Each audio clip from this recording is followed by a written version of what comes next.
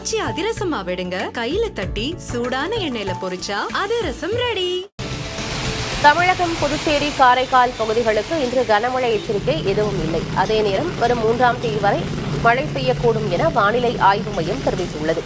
சென்னையை பொறுத்தவரை நகரின் ஒரு சில பகுதிகளில் இடி மின்னலுடன் கூடிய மழை பெய்யலாம் என கணித்துள்ளது. வட தமிழகம் மற்றும் புதுச்சேரி கடலோர பகுதிகளில் மணிக்கு 45 முதல் 65 கிலோமீட்டர் வேகத்தில் சூறாவளி காற்று வீசக்கூடும் என்பதால் மீனவர்கள் கடலுக்கு செல்ல வேண்டாம் என்றும் வானிலை ஆய்வு மையம் அறிவுறுத்தியுள்ளது.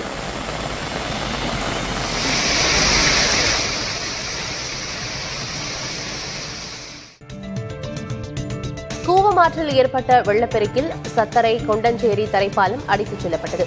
தொடர் மழை காரணமாக ராணிப்பேட்டை மாவட்டம் தக்கோலம் பகுதியில் உள்ள கேசாவரம் அணைக்கட்டிலிருந்து திறந்துவிடப்பட்ட உபரி நீரால் கூவமாற்றில் வெள்ளப்பெருக்கு ஏற்பட்டுள்ளது. இச்சூழலில் திருவள்ளூர் மாவட்டம் கடம்பத்தூர் அருகே சத்தரை கொண்டஞ்சேரி இடையே கூவமாற்றின் குறுக்கே கட்டப்பட்டிருந்த தரைப்பாலம் வெள்ளத்தில் அடித்துச் செல்லப்பட்டது. இதனால் கொண்டஞ்சேரி, மப்பேடு, கொட்டையூர், கிழச்சேரி, உளுந்தை, கூவம், பன்னூர் உள்ளிட்ட 15 கிராமங்களுக்கு செல்வதற்கு பேரம்பாக்கம் வழியாக 8 கிலோமீட்டர் தொலைவு கிராம மக்கள் சுற்றி செல்லும் சூழல் ஏற்பட்டுள்ளது.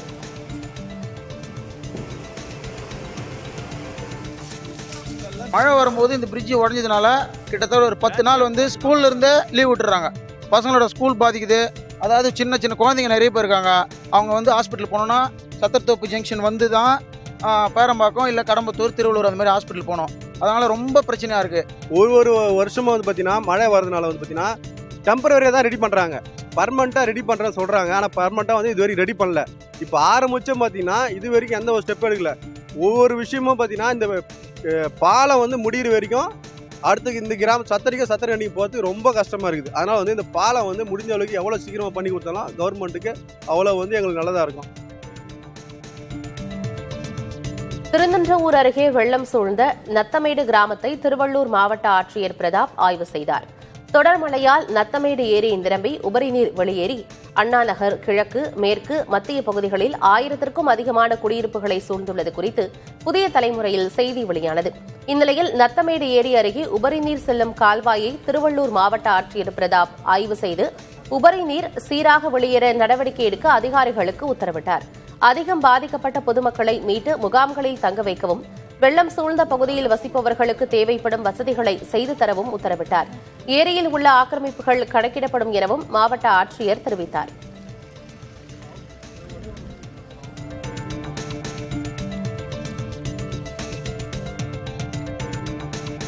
பூண்டி நீர்த்தேக்கத்திலிருந்து கொசஸ்தலை ஆற்றில் திறக்கப்படும் உபரி நீரின் அளவு 7000 கன அடியிலிருந்து 6000 கன அடியாக குறைக்கப்பட்டுள்ளது. ராணிப்பேட்டை மாவட்டம் கேசாவரம் அணையிலிருந்தும் ஆந்திராவின் அம்மம்பள்ளி அணையிலிருந்தும் திறக்கப்பட்ட தண்ணீரின் காரணமாக பூண்டி நீர்த்தேக்கத்திற்கு நீர்வரத்து தொடர்ந்து அதிகரித்து வந்தது. இந்நிலையில் நீர்வரத்து வினாடிக்கு 4600 கன அடியாக குறைந்ததால் கொசஸ்தலை ஆற்றில் 6000 கன அடி உபரி நீர் வெளியேற்றப்பட்டு வருவதாக பொதுப்பணித்துறை அதிகாரிகள் தெரிவித்துள்ளனர்.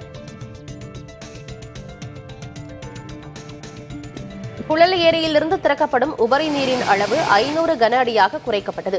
சென்னையின் முக்கிய குடிநீர் ஆதாரங்களில் ஒன்றான புழல் ஏரியிலிருந்து கடந்த 15ஆம் தேதி உபரி நீர் திறக்கப்பட்டு படிப்படியாக அதிகரிக்கப்பட்டு கடந்த திங்கட்கிழமை நீர்வரத்து குறைந்ததால் முற்றிலுமாக நிறுத்தப்பட்டது. இந்நிலையில் மோன்தா புயல் காரணமாக திருவள்ளூர் மாவட்டத்தில் பெய்த மழையால் ஏரிக்கு நீர்வரத்து அதிகரித்தது. இரவு 8 மணி நிலவரப்படி நீர்வரத்து 653 கன அடியாக குறைந்ததால் உபரி நீர் திறப்பும் 1000 கன அடியிலிருந்து 500 கன அடியாக குறைக்கப்பட்டது.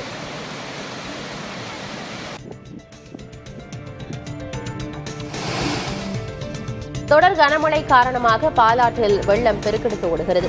திருப்பத்தூர், வேலூர், ராணிப்பேட்டை, காஞ்சிபுரம் ஆகிய மாவட்டங்களின் முக்கிய ஜீவன் நதியாக பாலாறு திகழ்கிறது. தொடர் மழையால் தற்போது பாலாற்றில் இரு கரைகளையும் தொட்டவாறு வெள்ளம் பாய்ந்துவிடுகிறது. இதில் விரிஞ்சிபுரம் தரைப்பாலத்தை பாலாற்று வெள்ளம் கடக்கும் காட்சியையும், பொய்கைய பாலாற்றில் புதிதாக கட்டப்பட்ட தடுப்பணை நிரம்பி வழியும் எழில்மிகு காட்சியையும் பருந்து பார்வையில் புதிய தலைமுறை பதிவு செய்துள்ளது.